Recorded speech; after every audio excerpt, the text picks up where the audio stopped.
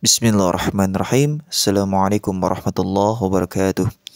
Segala puji bagi Allah Subhanahu wa taala, zat yang maha adil, maha bijaksana dalam setiap di dalam menetapkan hukum-hukumnya. Salawat dan salam semoga tercurah kepada junjungan Nabi besar Muhammad sallallahu alaihi wasallam yang telah membawa cahaya syariat kepada umat manusia. Ayo ikhwah, para pendengar yang dimuliakan Allah Subhanahu wa taala, topik kita kali ini menyentuh satu aspek sensitif di dalam diskursus keadilan gender dan hukum Islam, yaitu kenapa laki-laki mendapatkan 2 kali lipat warisan dibandingkan perempuan. Ya, isu ini bukan sekedar soal angka, tetapi menyentuh bagaimana Islam memandang hak, kewajiban dan struktur sosial. Mari kita kaji dengan ilmiah, mendalam dan tidak emosional. Yang pertama, bagaimana sejarah sebelum Islam. Wanita tak mewarisi, bahkan diwarisi. Sebelum Islam datang, masyarakat Arab jahiliyah menjalankan sistem yang tidak memberi tempat bagi perempuan dalam hak waris. Bahkan dalam banyak kasus, anak perempuan tidaklah mendapatkan warisan karena dianggap tidak bisa perang. Istri tidak mendapatkan harta, justru bisa diwarisi oleh kerabat suami. Selanjutnya, perempuan dianggap beban, bukan pemilik harta. Lantas Ibnu Katsir di dalam tafsirnya menjelaskan, orang Arab jahiliyah tidak memberi warisan kepada perempuan dan anak-anak. Mereka berkata, yang pantas menerima warisan hanyalah orang yang dapat menunggang kuda dan mengangkat senjata dan membela harta. Ya, ini di dalam tafsir Ibnu Katsir, surah An-Nisa ayat 7. Dan bagaimana contoh historis nyata disebutkan di dalam Asbabun Nuzul, ketika seorang sahabat bernama Aus bin Thabit meninggal dunia, meninggalkan istri dan 2 anak perempuan. Namun saudaranya datang mengambil seluruh hartanya. Maka Allah menurunkan surah Lirrijali nasibun walinnisa'i nasibun. Bagi laki-laki ada bagian dari warisan dan bagi perempuan juga ada bagian. Suratun Nisa ayat 7. Ini adalah revolusi sosial yang luar biasa tentunya. Untuk pertama kalinya di dalam sejarah Arab, bahkan dunia, perempuan secara tegas disebut sebagai pemilik sah harta warisan. Lantas, bagaimana prinsip Islam di dalam memahami warisan yang menjadi hak ilahi atau takdir Rabbani. Islam bukan sekadar menetapkan siapa yang mendapatkan warisan dan berapa porsinya, tetapi menetapkannya sebagai hukum dari Allah, bukan hasil musyawarah manusia.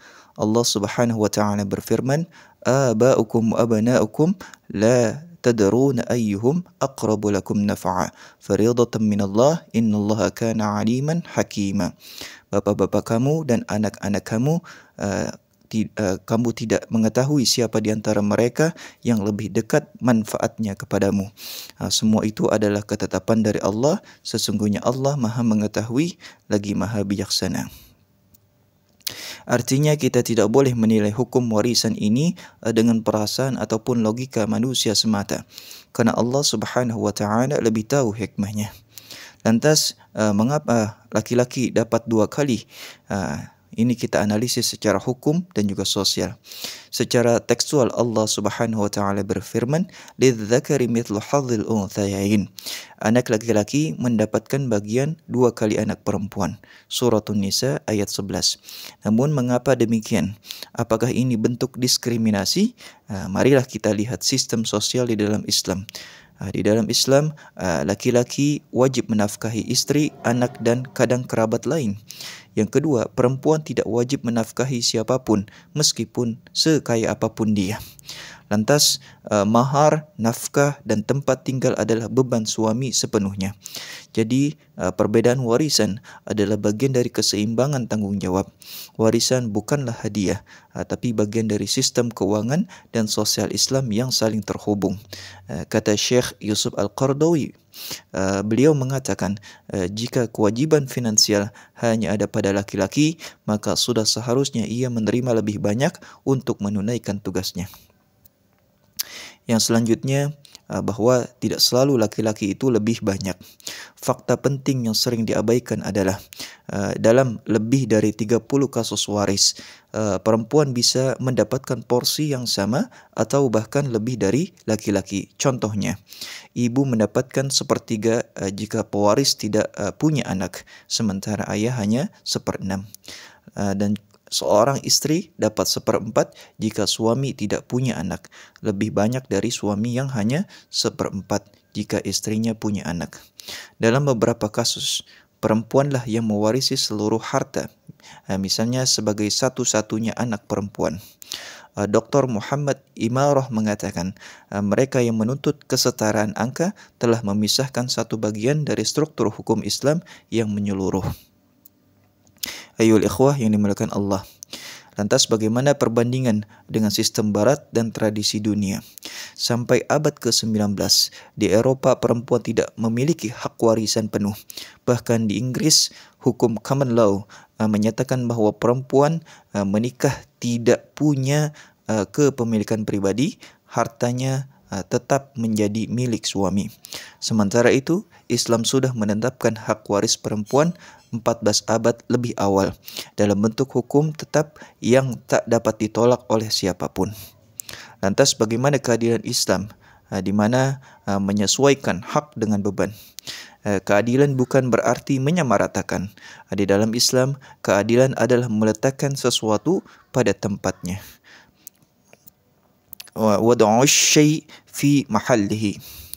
Jika perempuan tidak dibebani nafkah, maka tidak adil jika diberi bagian setara. Dan jika suatu saat dia memikul tanggung jawab ekonomi, dia akan tetap mendapatkan dukungan hukum waris dari kerabat laki-lakinya. Keadilan itu bukan selalu kesetaraan, tetapi kesesuaian antara hak dan tanggung jawab. Ini kata Umar bin Khattab. Lantas sebagai kesimpulan, apa hikmah ilahi di balik angka warisan? Islam tidak hanya datang membawa angka waris, tapi sistem sosial yang utuh termasuk diantaranya kewajiban nafkah oleh laki-laki. Yang kedua, perlindungan penuh terhadap harta perempuan. Yang ketiga, hak mutlak atas harta suami jika diwariskan.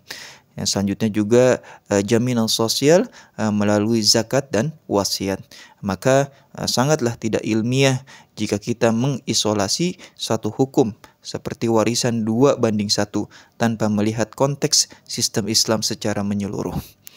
Sebagai penutup, marilah kita fahami dengan ilmu, bukan emosi. Ayol ikhwah, Islam adalah agama yang adil bukan karena memuaskan logika semua orang, tapi karena ditetapkan oleh Zat yang Maha Mengetahui dan Maha Bijaksana. Mari kita jaga pandangan kita agar tidak tergoda oleh wacana keadilan semu yang tidak memahami hikmah dan sistem Islam secara menyeluruh. Sebagaimana nasihat Ibnu Qayyim bahwa syariat Islam itu seluruhnya adalah keadilan, rahmat, hikmah dan maslahat. Siapapun yang keluar dari keempat ini berarti keluar dari syariat. Hadanallah wa iyyakum ajma'in. Wassalamualaikum warahmatullahi wabarakatuh.